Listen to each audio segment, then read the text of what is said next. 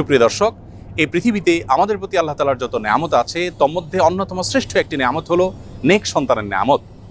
যে সমস্ত বাবা মাকে আল্লাহ তাআলা নিঃসন্তান রেখেছেন, সন্তানহীনতার কষ্ট এবং পরীক্ষা কত কঠিন সেটি তারাই সবচেয়ে ভালো বলতে পারবেন। আজ আমরা কোরআন এবং হাদিস থেকে এমন 5টি আমলের কথা শেয়ার করতে চাই যে আমলগুলোর মাধ্যমে আমরা শুধুমাত্র সন্তানই নয় বরং নেক সন্তান লাভ করব ইনশাআল্লাহ বিইذনিল্লাহ। তবে সবকিছুর আগে আমাদেরকে মাথায় রাখতে হবে সূরা শুরার 50 নম্বর আয়াত।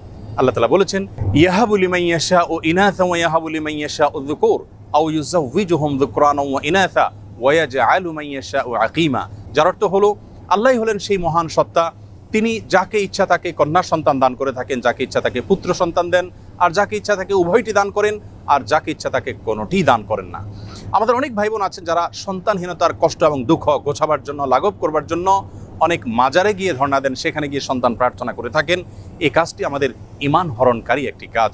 আরও অনেক কাজ করে থাকেন অনেকেই, যে কাজগুলো আসলে আমাদের ঈমানের সঙ্গে সঙ্গতিপূর্ণ নয়। এজন্য সর্বপ্রথম মাথায় রাখতে হবে যে সন্তানহীনতার কষ্ট এবং দুঃখ এটি গোছাবার জন্য, সন্তান লাভের জন্য, অনেক সন্তানের জন্য শুধুমাত্র আল্লাহ তাআলার কাছে আমাদেরকে প্রার্থনা করতে হবে।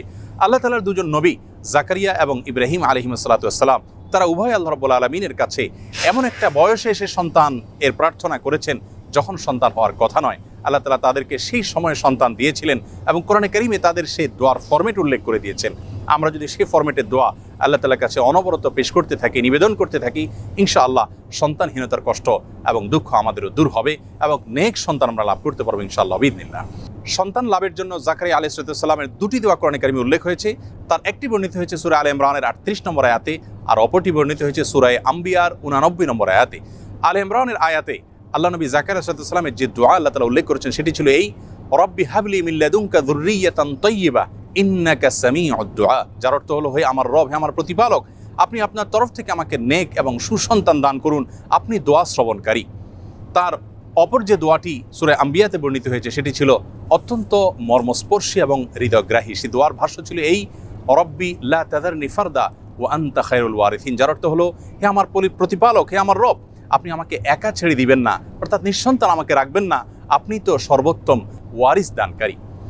আল্লাহ নবী ইব্রাহিম আলাইহিস সালাম আল্লাহর কাছে সন্তান চেয়ে যে দোয়া করেছেন কোরআনে কারীমে, সেটি আল্লাহ তাআলা উল্লেখ করেছেন ছোট্ট একটি দোয়া। সূরা সাফফাতের 100 নম্বর আয়াতে দোয়াটি বর্ণিত হয়েছে। সে দোয়ার ভাষ্য ছিল এই, রব্বি হাবলি মিনাস সলিহিন। যার অর্থ হলো, হে আল্লাহ, আপনি আমাকে নেক সন্তান দান করুন। এর মাধ্যমে তিনি আল্লাহ তাআলার তরফ থেকে ইসমাঈল আলাইহিস সালামের মতো নেক সন্তান লাভ করেছিলেন। জাকারিয়া আলাইহিস সালামের যে দুটি দোয়া আমরা উল্লেখ করেছি তার মাধ্যমে তিনি আল্লাহ তাআলার কাছ থেকে ইয়াহইয়া আলাইহিস সালামের মতো নেক সন্তান লাভ করেছিলেন।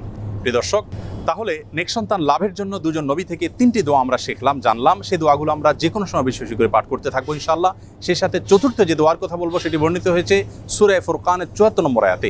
আল্লাহ রাব্বুল আলামিন সেখানে দোয়ার যে ভাষ্য আমাদেরকে নিজে শিক্ষা দিয়েছেন সেটি হলো, রব্বানা হাব লানা মিন আজওয়াজিনা ওয়া যুররিয়াতিনা কুররাতা আয়ুন ওয়াজআলনা লিল মুত্তাকিনা ইমামা। যার অর্থ হলো, হে আমাদের প্রতিপালক, আপনি আপনার তরফ থেকে আমাদেরকে এমন জীবনসঙ্গী এবং এমন সন্তান দান করুন যে সন্তান আমাদের চক্ষুকে জুড়িয়ে দিবে, অর্থাৎ সার্বিকভাবে পারফেক্টনেসের মাধ্যমে তাদের দিকে তাকালে আমাদের নয়ন জোড়াবে, এবং আমাদের সকলকে আপনি মুত্তাকিদের এবং নেককারদের ইমামে পরিণত করে দিন।